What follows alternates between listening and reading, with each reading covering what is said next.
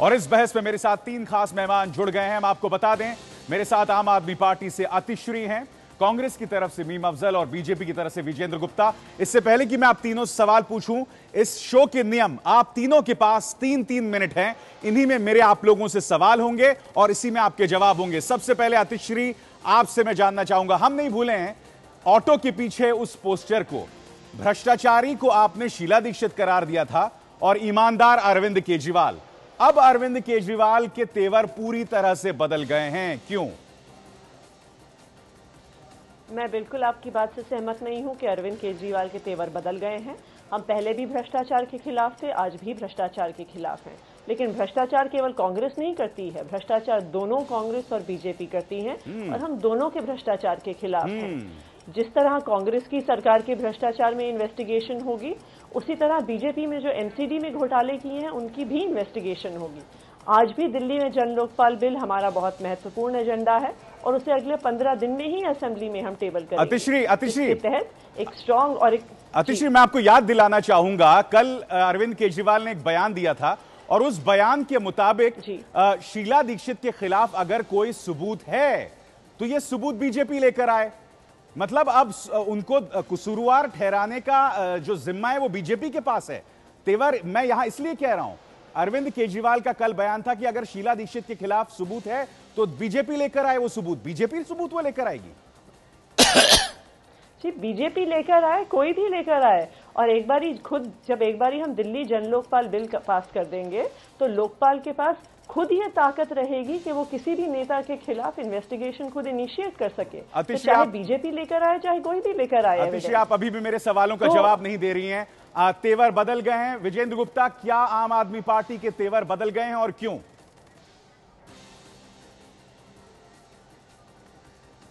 अभी सार तेवर बदले ही नहीं है, काफी कुछ बदल गया है। वो भाषा बदल गई है, वो तेवर बदल गए हैं, वो कमिटमेंट बदल गई हैं और सीधा सीधा बहुत सारे मुद्दों पर आज उन्होंने अपना स्टैंड बदला है। उन्होंने जो लोग कॉन्ट्रैक्ट पर लगे हुए हैं, ठेकेदारी प्रथा पर, उसको समाप्त करने के बारे में भी कुछ स्पष्ट रूप से वो कह नहीं पाए। इसके साथ साथ झुग्गी बस्तियों के बारे में भी वो कोई आश्वस्त नहीं कर पाए।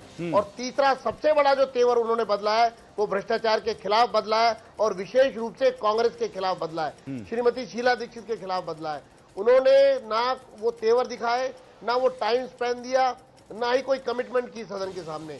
और मुझे लगता है कि आज वो शुद्ध रूप से एक राजनीतिक भाषा में बोल रहे थे और एक रूटीन पॉलिटिशियन की तरह उन्होंने अपना भाषण दिया है। मीम अफजल, आज एक बात की मैं तारीफ करना चाहूंगा, अरविंदर लवली ने जिस तरह से आज अपनी बात रखी, एक आम राय बनी कि अरविंद लवली ने बहुत अच्छे मुद्दे उठाए, चाहे सब्सिडी को लेकर केजरीवाल को घेरना हो, उन तमाम सवालों के जवाब भी अरविंद केजरीवाल ने नहीं दिए। क्यों, क्या लगता है आपको?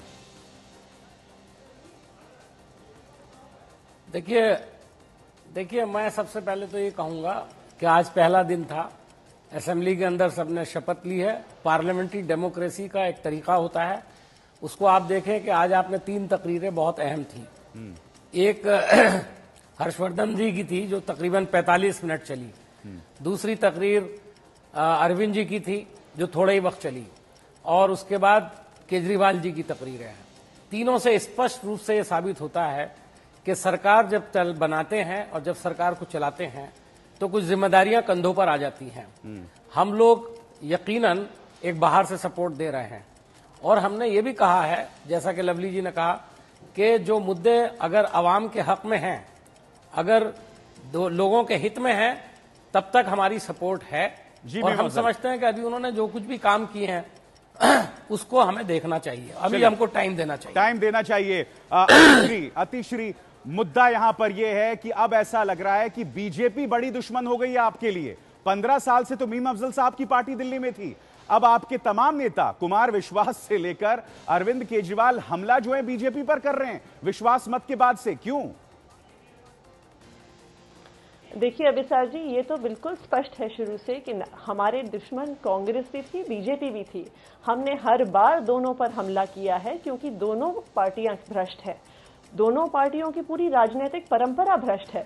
देखिए, आपको अगर अपना शो चलाना है तो आप कहना चाहें तेवर बदल गए, चेवर बदल गए हैं वो एक बात है, लेकिन अगर आज अरविंद केजरीवाल आके असेंबली में गालियां देते तो आप कहते देखिए इन्होंने पार्लियामेंट्री डेमोक्रेसी की मर्यादा भंग की है। नहीं, बिल्कुल आज नहीं। उन्होंने सबकी नहीं, मैंने सिर्फ आपकी अगर आज उन्होंने किसी पे ऐसा आरोप नहीं लगाया तो आप कह रहे हैं तेवर बदल गए हैं। बता रहा हूं क्यों। तो इसलिए देखिए हमें जो नहीं, देखिए मूल मुद्दे, आपको इस मूल मुद्दे को देखना होगा कि भ्रष्टाचार के खिलाफ ये एक पार्टी उठ के आई है और लोगों ने अपना एक तरह से कॉन्फिडेंस दिया है, क्योंकि लोग भ्रष्टाचार तो किसका था? एग्जैक्टली तो नहीं अतिश्री, भ्रष्टाचार किसका था? नहीं, भ्रष्टाचार का चेहरा कौन था? भ्रष्टाचार का चेहरा शीला दीक्षित था। भ्रष्टाचार का चेहरा शीला दीक्षित, आप ये भूल गई। दोनों भ्रष्टाचार का चेहरा ऑटो के पीछे किसकी तस्वीर थी? दोनों ऑटो के पीछे किसकी तस्वीर थी? अतिश्री, अरविंद केजरीवाल जी शीला दीक्षित की कॉन्स्टिट्यूएंसी से चुनाव लड़ रहे थे, शीला दीक्षित सीएम थी, तो उसलिए उनके खिलाफ उनकी ऑटो के पीछे तस्वीर थी। लेकिन अगर आप देखिए जब तक बीजेपी के कैंडिडेट अनाउंस नहीं हुए थे, ऑटो के पीछे विजय गोयल की भी तस्वीर थी, क्योंकि एनसीपी मैं आपके 50 सेकंड बचाना चाहता हूं। मैं आपके 50 सेकंड बचाना चाहता हूं अतिश्री। विजेंद्र गुप्ता, आप हंस रहे हैं। मेरे ख्याल से यहां पर आप फिर से एक तरह से पूरी आत्मविश्वास के साथ अपने पुराने आरोप को दोहराना चाहेंगे जो आप लगातार आम आदमी पार्टी पे लगाते रहे। देखिए अभी कितना छोटा कर दिया मुद्दे को कि वो सिर्फ चूंकि वो चुनाव में उनके खिलाफ कैंडिडेट थी इसलिए उनके बारे में वो प्रचार कर रहे थे, यानी पूरी दिल्ली में प्रचार हो रहा था एक असेंबली कॉन्स्टिट्यूंसी को लेकर के। मैं अभिसार असलियत बताना चाहता हूं, और जो मैंने पहले दिन कही थी, जिस दिन इन्होंने अपना स्टैंड चेंज किया था और कहा था सारे विकल्प खुले, उसी दिन कांग्रेस और आम आदमी पार्टी में डील हो गई थी। उसी दिन पर्दे के पीछे हाथ मिला लिया गया था और उनका एक ही मकसद है इस षड्यंत्र के पीछे कि मोदी को रोको, भारतीय जनता पार्टी को रोको, क्योंकि मोदी और भारतीय जनता पार्टी भ्रष्टाचार के खिलाफ एक बड़ी आवाज है। और मोदी जो आज 10 साल मुख्यमंत्री रहने के बाद भी मैं कह सकता हूं कि केजरीवाल से गरीब है। केजरीवाल के बच्चे प्राइवेट स्कूल में पढ़ते हैं जहां 40,000 रुपए महीने की फीस मुझे जाती है। आपके इस बयान में विजेंद्र गुप्ता, केजरीवाल बयान में ऐसा लग रहा है कि मोदी जो हैं या कम से कम बीजेपी जोरों से डर गई है केजरीवाल से,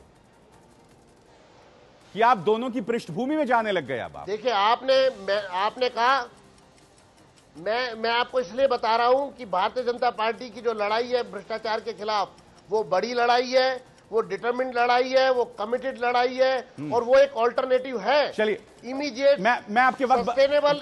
विजेंद्र जी, मैं आपका वक्त बचाना चाहता हूं, मैं आपके 50 सेकंड बचाना चाहता हूं। मीम अफजल, आप मुस्कुरा रहे हैं काफी देर से। अब ऐसे में तो वो दम उस आरोप में दम लगता है ना कि उस होटल में मीटिंग हुई थी। बेशक उसके सबूत नहीं दे पाए विजेंद्र गुप्ता जी अब तक।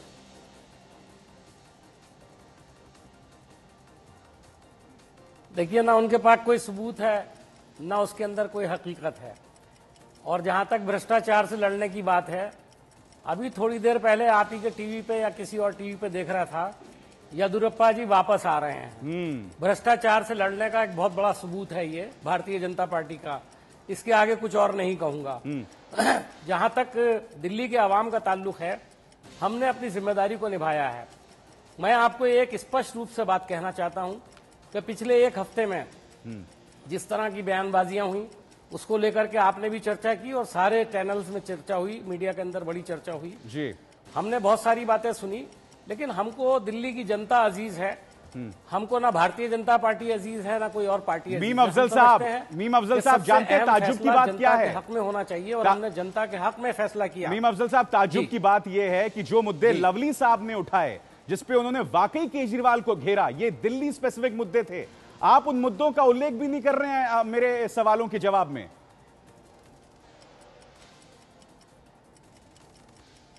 देखिए, जो लवली जी ने कहा वो तो हाउस के अंदर एक रिकॉर्ड है। अपने आप में उसको दोहराकर आपका वक्त जाया करने की मुझे कोई जरूरत नहीं है। आपने यहाँ पैनल डिस्कशन के लिए बुलाया, हम उसके ऊपर तबसरा कर रहे हैं जी, और मैं उसी के मुताबिक बात कर रहा हूँ जी। मैं ये बात कहूंगा कि आज हमने जो भी जबान असेंबली के अंदर बोली या मैं जो कुछ बोल रहा हूँ जी, वो एक जिम्मेदारी का सबूत है। जी। कांग्रेस पार्टी ओछी हरकतें करने के बिल्कुल खिलाफ है। ओछी हरकतें, मैं आपके वक्त बताना चाहता हूँ आपके पास। जनता को जो हमने भरोसा दिलाया है हम उस पर पूरे उतरे हैं। मीम अफजल साहब, और अवाम के अंदर इसका एक बड़ा अच्छा इम्पैक्ट है कांग्रेस पार्टी के लिए। इम्पैक्ट है कि उन्होंने जी हाँ, जनता की ख्वाहिशात के मुताबिक सरकार को चलने के लिए पूरा सपोर्ट दिया है। अफजल साहब, मैं आपके वक्त बताना चाहता हूं, ऐसे में आतिश्री, क्या आपको नहीं लगता आज के दिन केजरीवाल के तेवर, जिसमें उन्होंने कांग्रेस के भ्रष्टाचार का जिक्र नहीं किया, जिस आक्रामकता के साथ वो करते रहे, जुबान को खराब करने की जरूरत बिल्कुल नहीं थी, मगर आज वो तेवर ही गायब थे। ऐसे में अगर विजेंद्र गुप्ता आपको कांग्रेस की बी टीम कहते हैं तो क्या गलत कहते हैं? देखिए, इसका फैसला आपके स्टूडियो में विजेंद्र गुप्ता जी नहीं कर सकते हैं, या आप नहीं कर सकते, या मैं नहीं कर सकती हूँ। इसका फैसला तो देश की जनता करेगी, और देश की जनता का फैसला की दिशा दिख ही रही है। देश भर में हमारे ऑफिसेज में लोगों के बाहर लंबी लाइनें लग रही हैं। हमारे पास इतने एप्लीकेशन फॉर्म्स नहीं हैं जितने लोग हमारे मेंबर बनना चाहते हैं। 3 लाख लोगों ने पिछले महीने भर में हमारी मेंबरशिप के लिए अप्लाई किया है हमारी वेबसाइट पे। तो देश की जनता की धारा और देश में जो लहर है वो तो स्पष्ट ही है। उन्हें क्या लगता है कि भ्रष्टाचार के खिलाफ कौन लड़ने वाला है? क्या डर यही है विजेंद्र गुप्ता कि किस तरह से आम आदमी पार्टी का वर्चस्व बढ़ रहा है, उनका जनाधार बढ़ रहा है, बड़े बड़े लोग शुमार हो रहे हैं? क्या यही डर है आपके जहन में? मैं तो अभी सर यही कहूंगा, ये गुबार है। ये जो भी बात कहना चाहते हैं उसकी विश्वसनीयता और उसका प्रैक्टिकल हम देख रहे हैं सामने। किस तरह से ये दिन प्रतिदिन अपना रूप बदल रहे हैं और वास्तविकता से कितना परे। विजेंद्र गुप्ता, आपने ये भी कहा था एक भी सीट नहीं मिलेगी। आज वो सरकार बना चुके हैं। आप शुतुरमुर्ग तो नहीं बन रहे हैं? मेरा आपसे ये सवाल है, आप शुतुरमुर्ग तो नहीं बन रहे हैं कहीं? अभी सार चुनाव के बाद की परिस्थितियों पर मैं बात कर रहा हूं। जो कहा गया, आज आपने खुद कहा, लवली ने जो बोला है वो ठीक है, हमारे विपक्षी पार्टी के लोग हैं, लेकिन बातों में दम था। उसका जवाब केजरीवाल को सदन में देना चाहिए था। जो डॉक्टर हर्षवर्धन ने पूछा था, उन बातों का जवाब केजरीवाल को सदन में देना चाहिए था, लेकिन अपने भाषण में उन्होंने वो तमाम वास्तविकताओं को परे रख करके बात की। इसका अर्थ साफ है, आपका तेवर ढीले पड़ चुके हैं। विजेंद्र जी, मैं आपको रोकूंगा और पढ़ेंगे, आपका वक्त खत्म हो गया है। मेरा ये मुझे साफ रूप से लगता है आपका वक्त खत्म हो गया है। सवालों के जवाब तक नहीं दिए अतिश्री आपने, आपके पास 16 सेकंड है, सवालों के जवाब तक नहीं दिए। अरविंद लवली ने जो सवाल उठाए थे उनके सवालों के जवाब तक नहीं दिए, जिनका सीधा ताल्लुक दिल्ली से था। क्यों? 16 सेकंड आपके पास। जी, दिल्ली की जनता को तो जवाब स्पष्ट ही है। दिल्ली की जनता ने तो जवाब दे दिया है। केजरीवाल साहब में जाइए, आपको हर सवाल जी, तो आप वही मैं कह रही हूँ, लवली जी को कहिए सड़कों पे जाए, उनको सारे जवाब मिल जाएंगे। देश की राजनीति बदल रही है दिल्ली में, और हमारे जो कांग्रेस और बीजेपी के जो साथी हैं, मैं उनसे चाहूंगी, उनसे आग्रह करूंगी कि आप भी अपनी राजनीति बदलना शुरू कर दीजिए। आपका वक्त खत्म हो गया। वैसे मेरे सवाल का जवाब आपने फिर भी नहीं। मीम अफजल साहब, आप एक तरह से मजे ले रहे हैं। क्या आपको लग रहा है कि कांग्रेस की वापसी का यही एक जरिया है जहां पे डिप्लोमेटिक साइलेंस बनाए रखें और लड़ाई जो है आम आदमी पार्टी और बीजेपी में होती रहे? बहुत गहरी सांस ली। देखिए, अभी आपने एक जुमला इस्तेमाल किया कि शुतुरमुर्ग की तरह से तो भारतीय जनता बिहेव नहीं कर रही, भारतीय जनता पार्टी। मैं समझता हूं कि हम लोग शुतुरमुर्ग की तरह से बिहेव नहीं कर रहे हैं, इनके बारे में मुझे नहीं मालूम। और हम ये समझ रहे हैं कि जो चीज सामने है उसको कबूल करना चाहिए।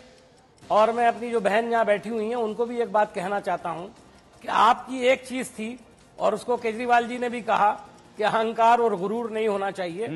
मैं समझता हूं कि उससे बचना चाहिए, और आने वाले वक्त में जनता ही सब चीज का फैसला करेगी, हमारा भी, आपका भी। मैं आपको रोकूंगा क्योंकि आपका भी वक्त खत्म हो गया है। अतिश्री जी, मीम अफजल और विजेंद्र गुप्ता, आपका तीनों का शुक्रिया एबीपी लाइव में शुमार होने के लिए।